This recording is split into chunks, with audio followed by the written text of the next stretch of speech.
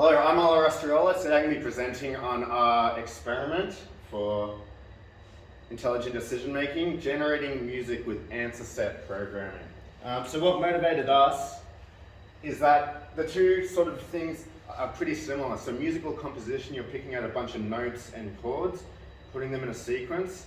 And so with Klingo and answer set programming, it's the same thing. You're just getting atoms and like logical facts. And so what we thought is we could easily make atoms that represented notes and chords, and then once we got the answer set out, we could feed it through to synthesizers or MIDI and sort of make it compose music. And we could write constraints, say optimizations, to decide what sort of music we wanted. So for this, it was also good because we could just keep extending it. It wasn't something that had a goal. Once we reached that goal, we would have to stop. We could change genres, we could move into rhythm. Even designing sounds. We didn't try that, but we could have if we had more time. A little literature review. People have been doing this for a while, since about the 80s. Mac had its own processor actually in one of the early Apple products that used logic programming to compose music. What's currently playing is the Anton system by some researchers at the University of Bath. They inspired our project a lot. We reference them a lot. And I feel answer set programming is really good for this because unlike statistical AI, it isn't biased by a previous data set that you fed into it. You define rules, say from your musical knowledge, and it sort of tends to come out with pretty unique, novel compositions.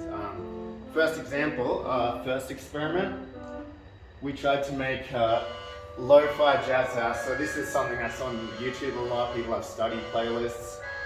We made it very simple, so we kept it in one key. You'll hear it playing right now. This is the results. But E Dorian, which is my favorite scale. We had 12 chords, 30 notes, and 6 drums. Pretty big state space, but that's what answer set programming is for. We used the PyCode library, the synthesizer library, Play Sound library, and Spotify's pedalboard library. And so this was the early stages. We used multi-processing to play each instrument. So if you can hear, the timing's a little bit off, but it still turned out pretty well. You can still see what the music is trying to do. Initially we used string passing, and that was really horrible. We moved on to a better method after. So the basic workflow, we have our database here, just chords, drums, notes. They're assigned to a grid or a sequence with this bit. And here we had some of the constraints. This isn't all of them. This one's saying, don't play the same note over and over again, because that happened a lot at the start. This one was saying maximize the most consonant notes. So that's generally the root note, third note, fifth note, or seventh note of the key.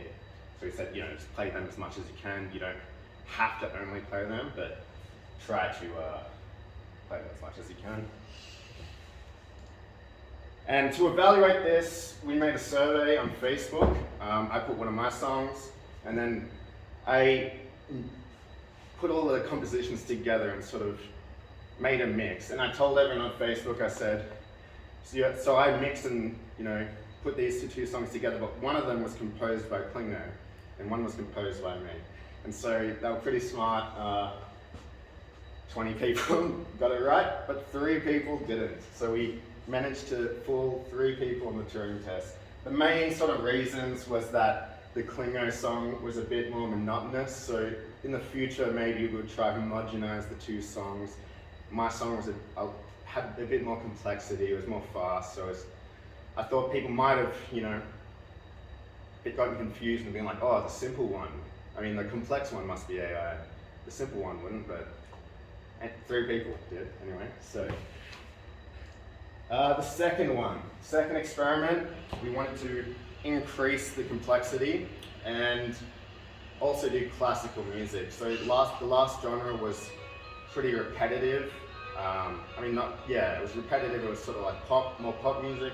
Classical sort of doesn't repeat as much. And so for this one, we put every single note that MIDI can use, which is about 108. We put every single chord, so every single major, minor, suspended fourth, and dominant 7 chord. This had a massive state space, but it still turned out pretty well. So we constrained the notes to be in the scale of the chord that was currently playing. That sort of reduced the state space down a bit. Yeah, so moving on. Had some similar constraints from the first experiment. Some new ones, you can't make giant leaps in pitch in the melody. This one was saying if you have assigned a dominant 7 chord, the next one must be the root of the key. It's known as the most consonant chord change in music. And this is what I was saying before, every note assignment must be in the scale of the chord that's currently being played. The optimizations, so we minimize the tritone and minor second, they're the grossest intervals sort of in music. And same as before, maximize the chord tones, but also maximize chord changes that follow a 3rd, 5th, or 7th interval. Because much like the melody, they also sound nice if you go up 3rds, 5ths.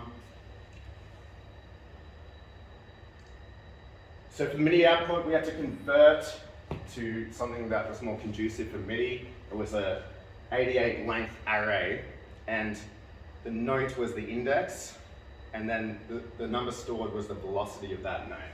So that had to be converted. Then we used Medo to convert it to an actual MIDI file that we could play back, and we used Pygame MIDI to play it back. As an extension to experiment 2, we tried to do chord progressions. Let me try to get this to play. There we go. Yeah, chord progressions using cadences. So we limited it to the major scale. It would assign a chord, and then for the rest of that bar, it couldn't play that chord again. But every chord, all the other 3 chords, were in the scale of that chord's key. But after that bar, it could change. It could stay in the same key, but it could change. And you can sort of hear it has consonant changes. It isn't that repetitive. It's mostly major. It uses sort of pop music cadences. But moving on to the 3rd experiment, we tried to model rhythm. And so we tried to use Fire sequences, which is what the authors of the Anton system use. It's a sequence of co-prime rational numbers where the numerator is smaller than the denominator, and all denominators are smaller than n, which you set. The authors of Anton suggested the filtered Fourier sequence F27, which is what we used. It's very conducive to classical music notation, like say quarter notes, half notes, whole notes, triplets, that sort of thing, which you can see down here.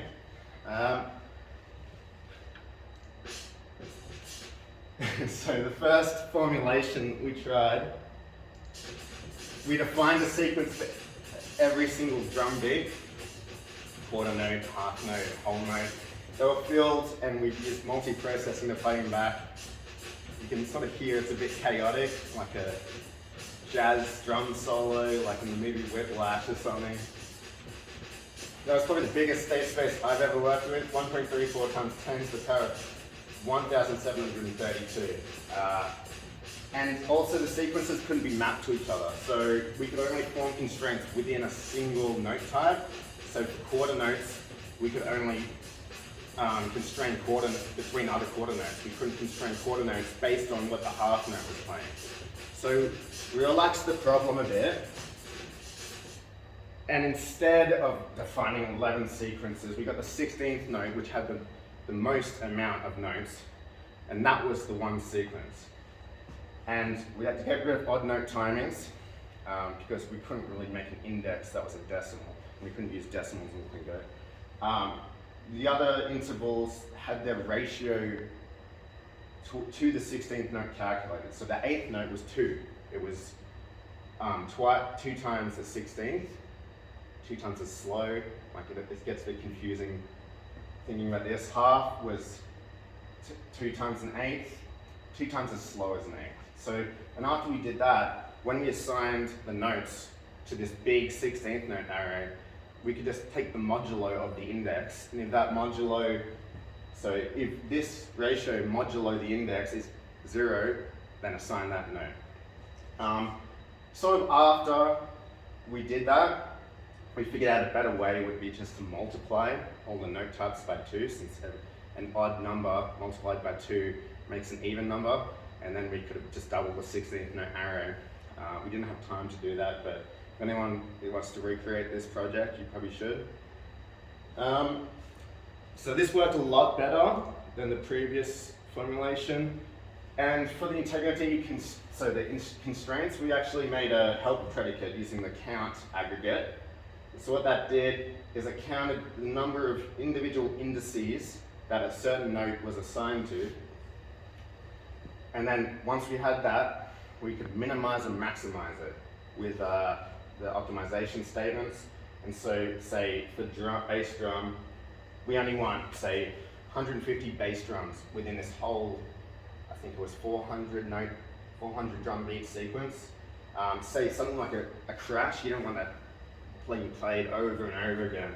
So say for like the ride, oh no, say the snare we put 50, the ride 100, and we tried to maximize false, which means don't play a note, to make sure it's not going too overboard with the composition.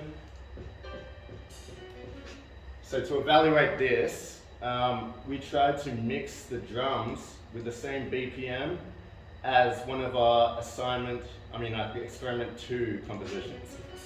Let me just turn this up a bit.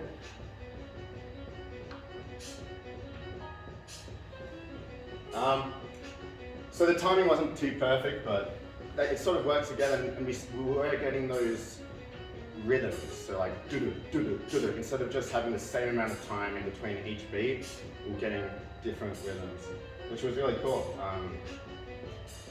And yeah, so that's the end of the presentation. Thank you for watching.